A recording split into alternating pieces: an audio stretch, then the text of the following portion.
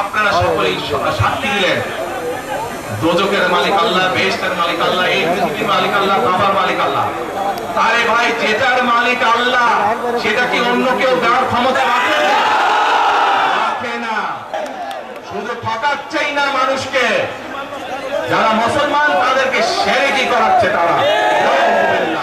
প্রিয় ভাই বোনেরা, আমরা বহু মানুষের জীবনের ত্যাগের বিনিময়ে আজকে এই গণতন্ত্রকে আমরা প্রতিষ্ঠিত করার পথে এগিয়ে যাচ্ছি, কিন্তু আমরা বিগত কিছুদিন ধরে খেয়াল করে দেখছি বাংলাদেশের কোন মহল, এই দেশের ভেতরে কোন মহল ষড়যন্ত্রের চেষ্টা করছে। গত কয়েকদিন ধরে আপনারা দেখেছেন পত্র পত্রিকায় এসেছে, সোশ্যাল মিডিয়াতে এসেছে, মধ্যপ্রাচ্য সহ বিভিন্ন দেশে পোস্টাল ব্যালট যেগুলো পাঠানো হয়েছে সেগুলোকে কিভাবে ডাকাতি করা হয়েছে। ঠিক যারা এই দেশ থেকে পালিয়ে গেছে তারা কিভাবে আপনাদের ভোট ডাকাতি করেছিল, ঠিক একইভাবে আবার সেই ষড়যন্ত্র শুরু হয়েছে। দেখেছেন আপনারা? দেখেছেন? প্রিয় ভাই বোনেরা, সেই ষড়যন্ত্রের বিরুদ্ধে সজাগ থাকতে হবে। বিদেশে বসে তারা ষড়যন্ত্র করছে, একইভাবে আপনাদের আবার যে ইলিয়াস আলী, দিদার, জুনায়েদ সহ হাজারো মানুষের প্রাণের বিনিময়ে যে অধিকার আমরা অর্জন করেছি, 24-এ গণ আন্দোলনের, জনগণের আন্দোলনে এই সিলেট শহরে 13 জন আমাদের জীবন দান করেছে, 13টি প্রাণ ঝরে গিয়েছে আমাদের। প্রিয় ভাই বোনেরা, এই প্রাণগুলোর বিসর্জনের মাধ্যমে আমরা যে অধিকার আদায়ের পথে নেমেছি, একটি কুচক্রী মহল এর ভিতরে ষড়যন্ত্র শুরু করে দিয়েছে। দেশের ভেতরেও তাদের ষড়যন্ত্র থেমে নেই, কিন্তু 2024 সালের 5ই আগস্ট এই বাংলাদেশের জনগণ প্রমাণ করে দিয়েছে যে বাংলাদেশের জনগণ ঐক্যবদ্ধ থাকলে, ঐক্যবদ্ধভাবে নেমে আসলে যে কোনো ষড়যন্ত্রকে বাংলাদেশের মানুষ প্রতিহত করতে পারে। ইনশাআল্লাহ। প্রিয় ভাই বোনেরা, এখন আমি আপনাদের সামনে একটি প্রশ্ন করতে চাই।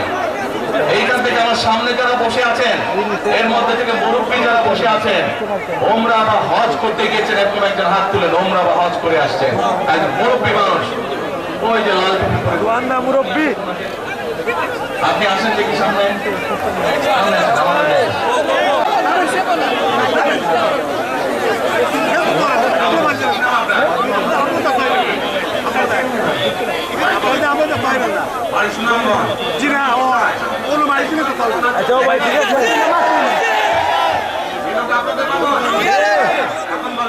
কবে গেছিলেন আপনি? হজ না উমরা গেছিলেন?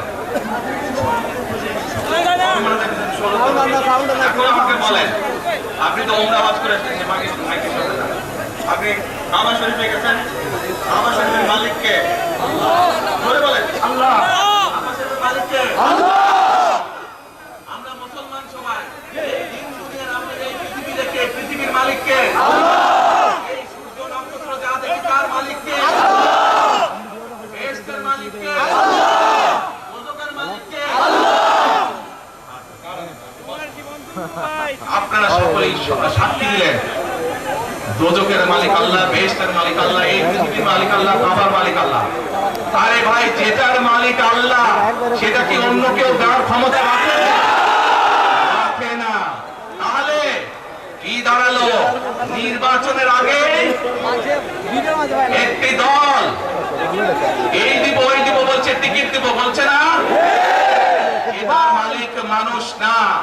সেইটার কথা যদি সে বলে, এক শিরকি করা হচ্ছে যার মালিক আল্লাহ, যার অধিকার শুধু আল্লাহ একমাত্র, সবকিছুর অধিকার উপরে আল্লাহর অধিকার।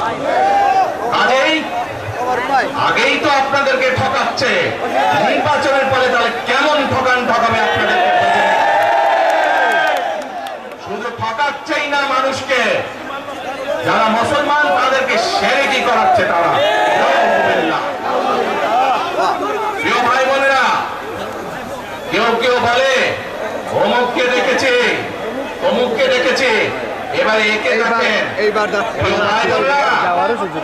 1971 সালের যুদ্ধ, যে যুদ্ধে লক্ষ মানুষের প্রাণের বিনিময়ে দেশ স্বাধীন হয়েছে, আমাদের এই প্রিয় মাতৃভূমি, সেই মাতৃভূমিকে স্বাধীন করার সময় অনেকের ভূমিকা আমরা দেখেছি, যাদের ভূমিকার কারণে এই দেশের লক্ষ লক্ষ ভাইয়েরা শহীদ হয়েছে, এই দেশের লক্ষ লক্ষ মা বোনেরা তাদের সম্মান হানি হয়েছে। তাদেরকে তো বাংলাদেশের মানুষের মধ্যে দেখেই নিয়েছে।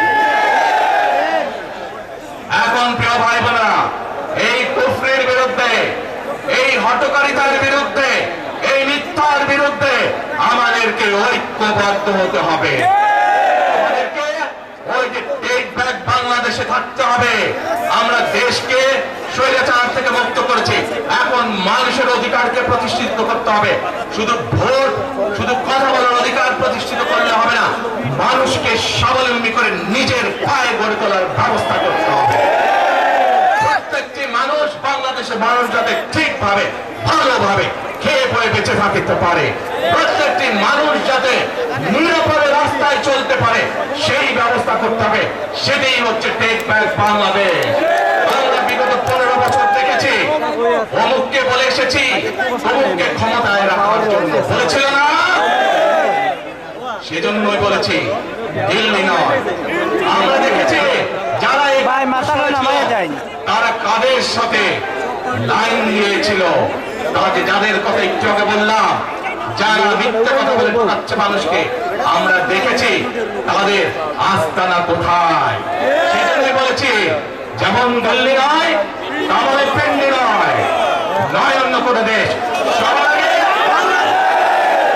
এবং যেহেতু আমরা বিশ্বাস করি দেশের মানুষ হচ্ছে আমাদের রাজনৈতিক সকল ক্ষমতার উৎস, সেজন্যই আমরা দেশের মানুষের ভাগ্য উন্নয়নে বিশ্বাস করি।